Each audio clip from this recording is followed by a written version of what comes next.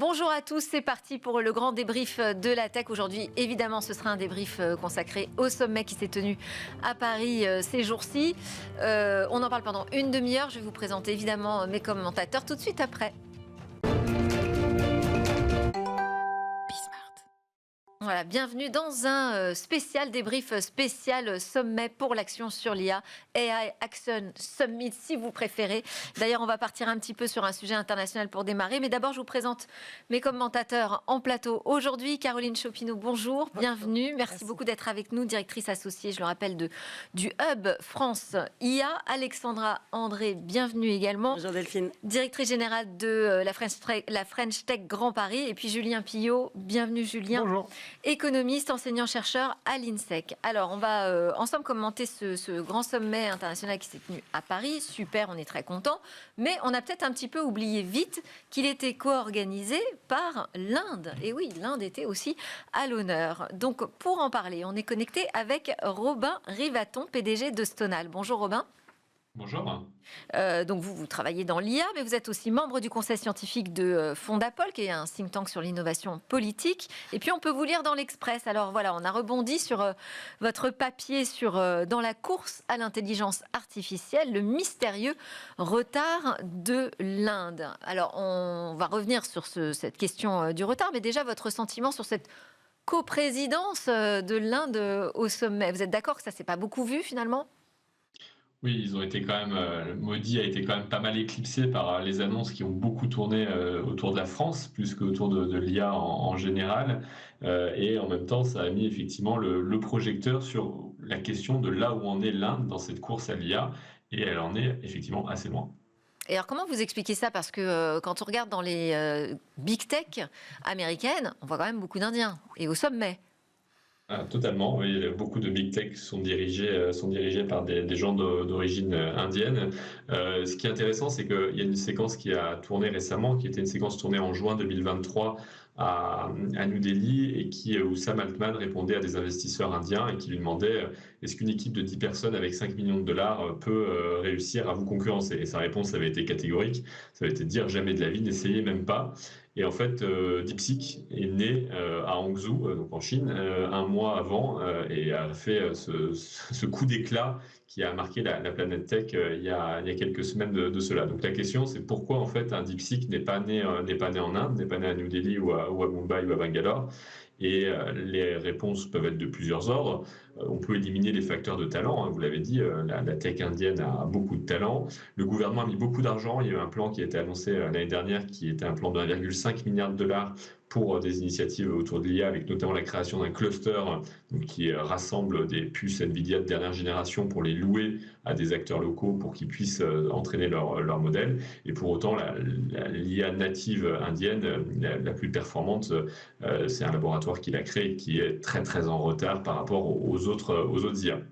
Et donc, la réponse, elle est plutôt à aller chercher dans toujours la même chose que pour l'Europe, c'est la question de la compétition et du marché. Si la Chine a réussi à recréer des géants de l'IA, ou en tout cas des futurs géants de l'IA, on verra bien ce qu'il en sera par la suite, c'est d'abord et avant tout parce que son marché est fermé. Et donc avec un marché fermé, aujourd'hui, vous avez une interdiction d'utiliser des solutions d'OpenAI et d'Anthropic sur le marché. Et même pire que ça, l'année dernière, OpenAI a carrément interdit, il y a des gens qui contournaient le firewall chinois et qui utilisaient des VPN pour se connecter à OpenAI. Et OpenAI a carrément interdit désormais de faire ça pour se mettre en conformité, on va dire, avec le gouvernement de Pékin. Donc aujourd'hui, quand je vous écoute, Robin, en fait, je me dis, ça fait écho quand même avec ce qui se passe en France, c'est pareil. On a un peu le même problème de manque de protectionnisme, entre guillemets. Ces deux zones qui sont extrêmement intéressantes, l'Inde et l'Europe, hein, puisqu'elles regorgent de talents. Il y a des initiatives publiques relativement importantes en termes de financement, et elles n'ont pas vu l'émergence d'un écosystème digital, donc sans même parler de l'IA endogène, indépendant, tout simplement parce que les acteurs américains, ils sont très forts, très représentés, et on est en train de vivre la même chose sur l'IA qu'on a vécu sur le digital ou l'accès à Internet. Et la seule zone qui s'exempte de ça aujourd'hui, c'est la zone chinoise, et qui l'a fait effectivement avec l'imposition d'un fort protectionnisme à l'entrée sur son marché. Donc je n'ai pas d'avis sur la question de savoir si c'est une bonne chose. En tout cas, il est intéressant de remarquer que le seul pays qui a réussi à créer un écosystème endogène, c'est en imposant des fortes protections ou des fortes barrières à l'entrée de son marché domestique. Mais je fais le parallèle avec la France aussi sur les talents. Voilà, c'est le discours qu'on entend.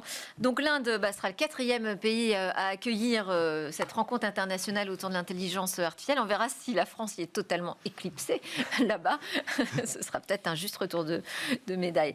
Robin Rivaton, je vais vous libérer parce que je crois que vous êtes pressé. Puis nous, on va continuer à débattre en plateau. Merci beaucoup. Bonne journée. Merci. Réaction sur cette coprésidence avant qu'on passe aux autres sujets qui vous ont marqué pendant le sommet, Julien ? Réaction peut-être plus sur les propos qui viennent d'être tenus par Robin Rivaton, auxquels je souscris très fortement, puisque ce sont des thèses que j'avance très souvent ici d'ailleurs.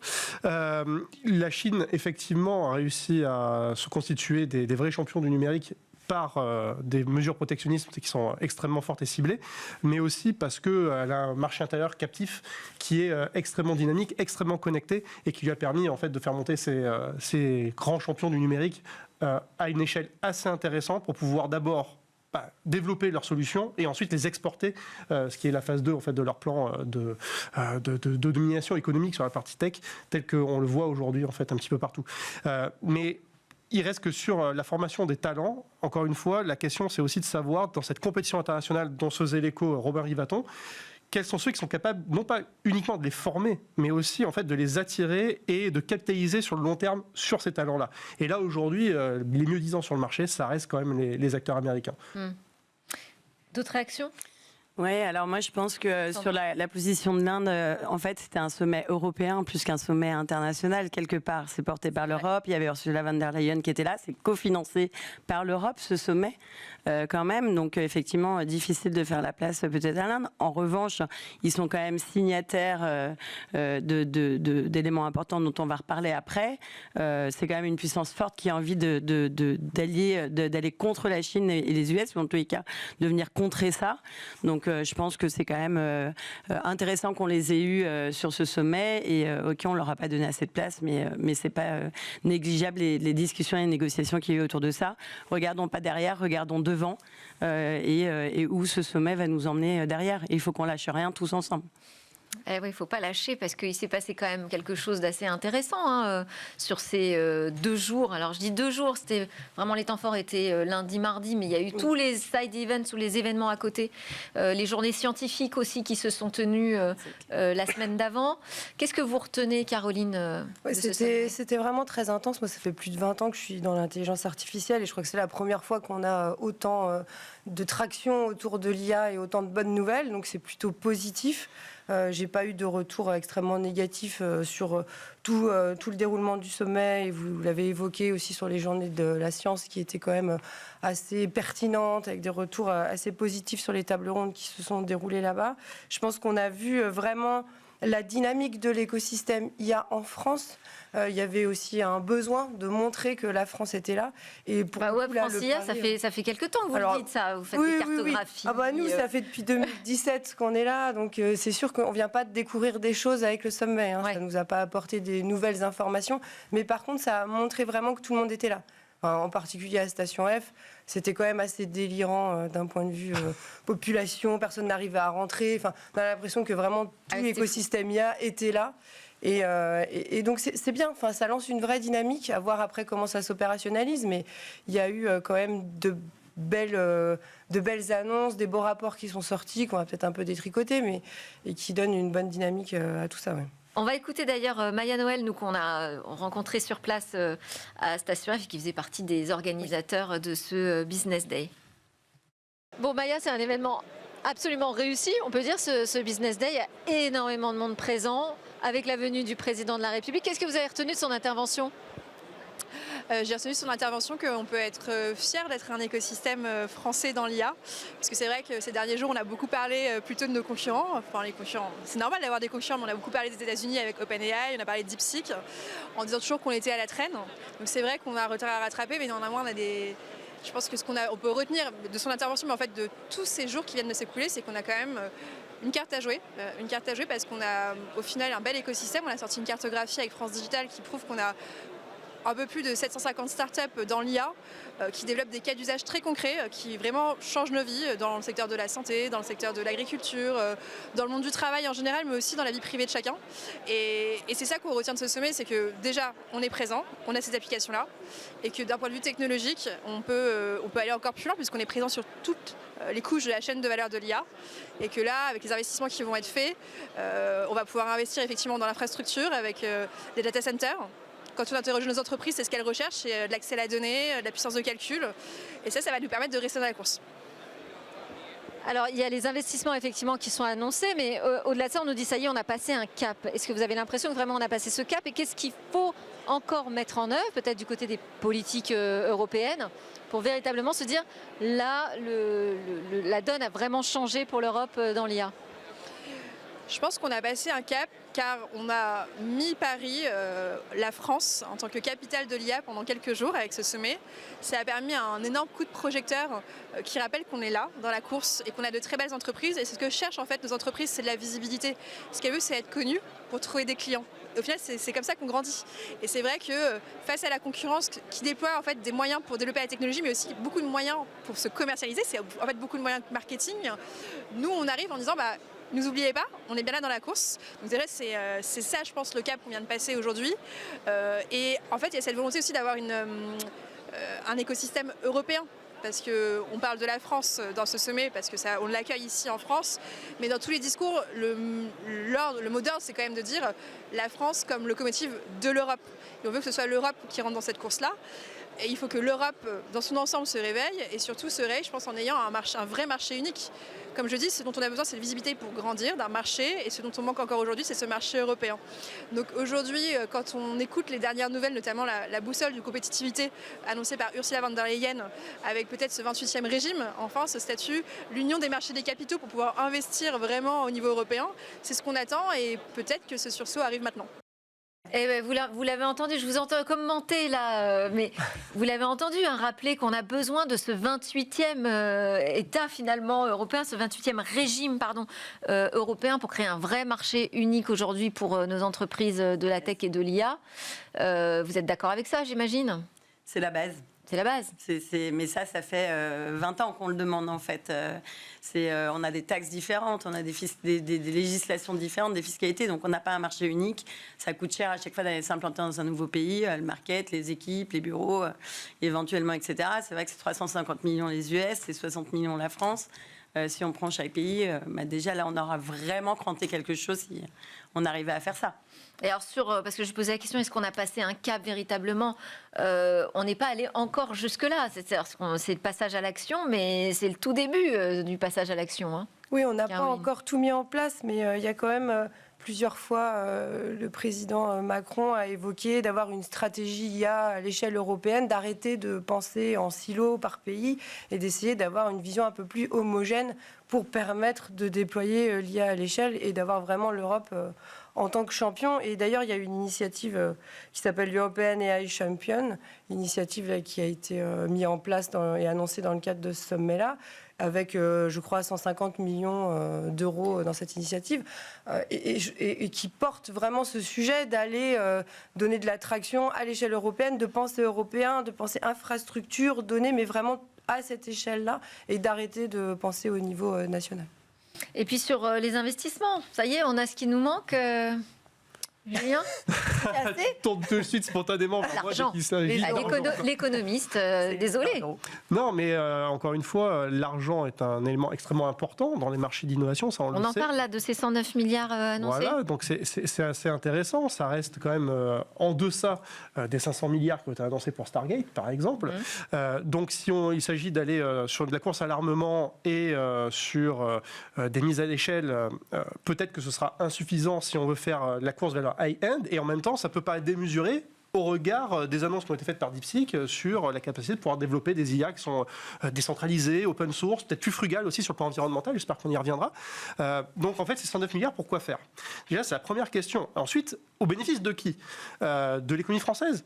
Pas si sûr. Parce que si ces 109 milliards servent à alimenter nos data centers avec des GPU NVIDIA, en vérité, c'est l'économie américaine qui en profite.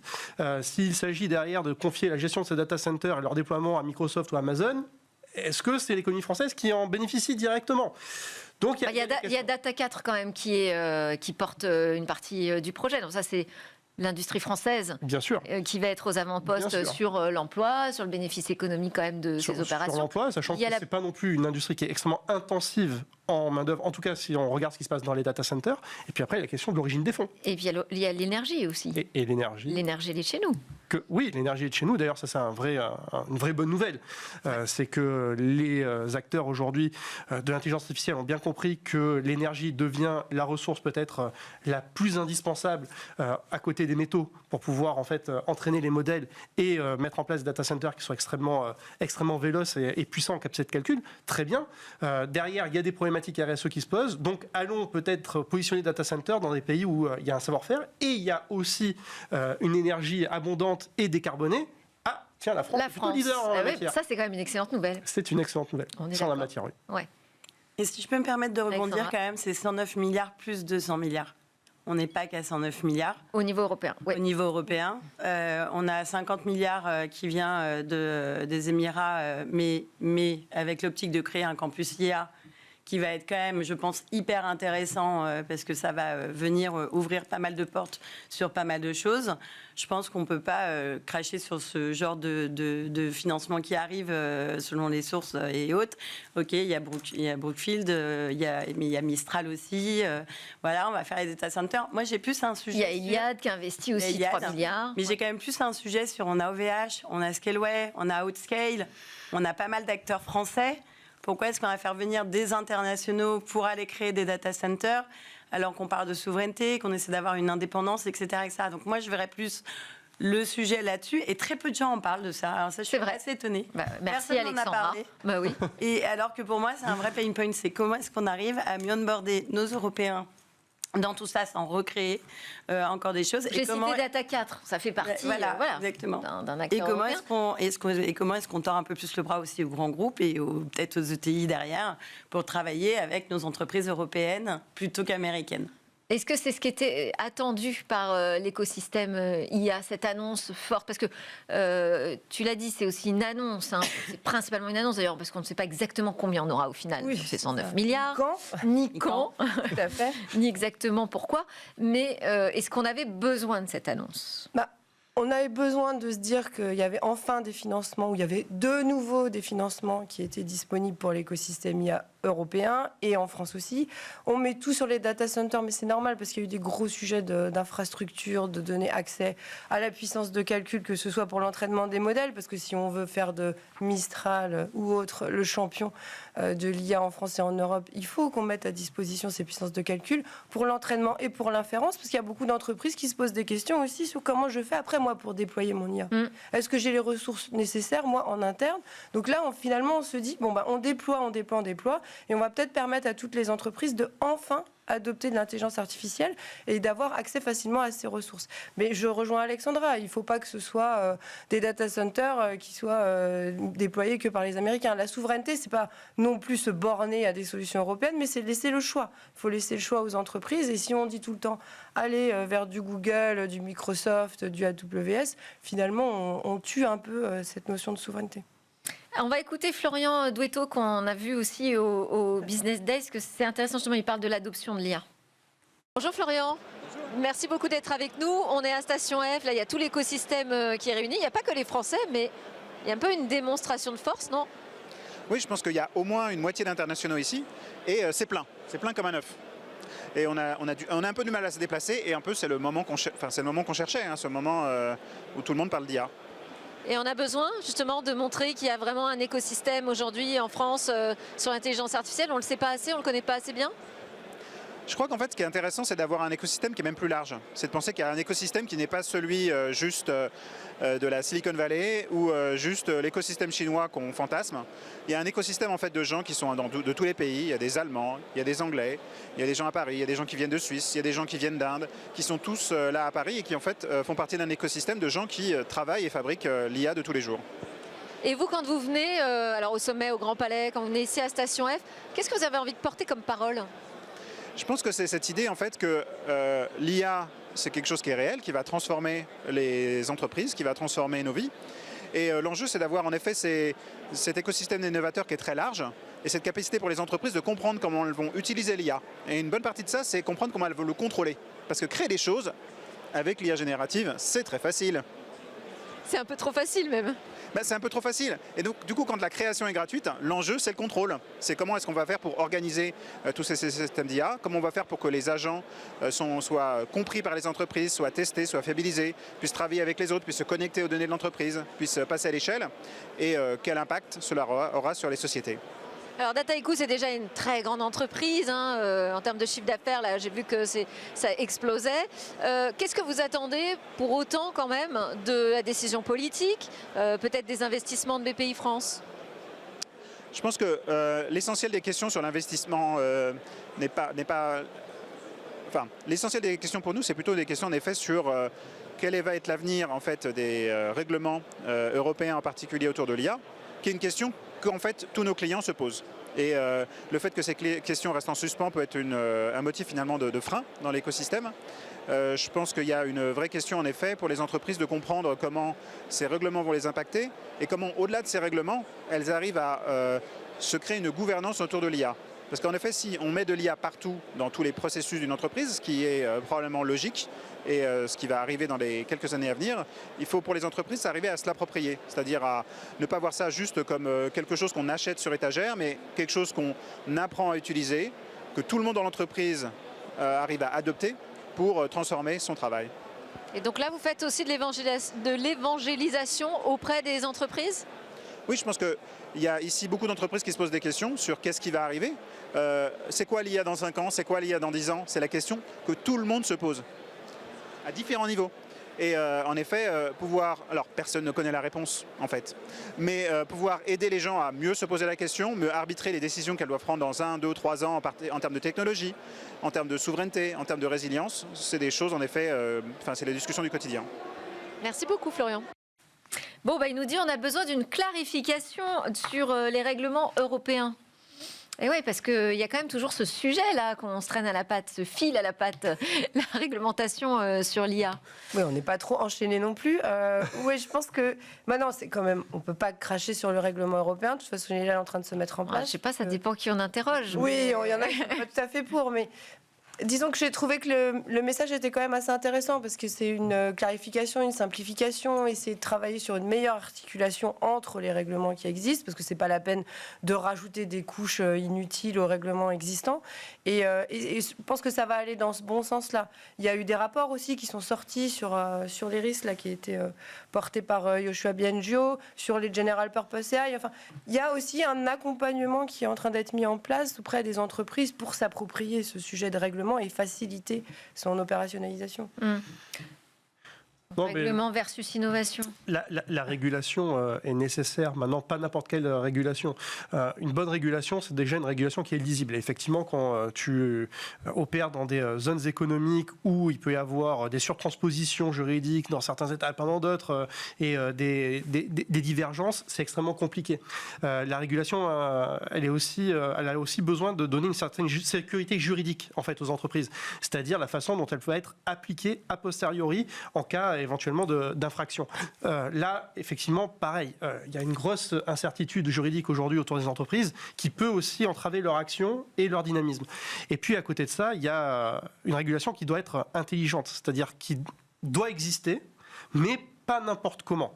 Et peut-être qu'une régulation intelligente, ce serait une régulation qui donnerait la possibilité de flécher les investissements en faisant une sorte de protectionnisme un petit peu déguisé vers des entreprises françaises et ou européennes qui auraient des atouts qui aujourd'hui ne sont pas ceux qui sont dans la manche des grands acteurs américains, et notamment sur la partie environnementale. Peut-être qu'on pourrait avoir une régulation qui serait extrêmement... qui laisserait beaucoup de marge de liberté en matière d'innovation, mais qui, par contre, derrière, serait beaucoup plus restrictive sur la partie usage, et notamment utilisation de l'énergie et utilisation des métaux. Qui pourrait pénaliser, par exemple, en tout cas, les plus gros modèles, acteurs, voilà, et flécher les investissements vers des modèles qui sont beaucoup plus frugaux, quoi. Absolument.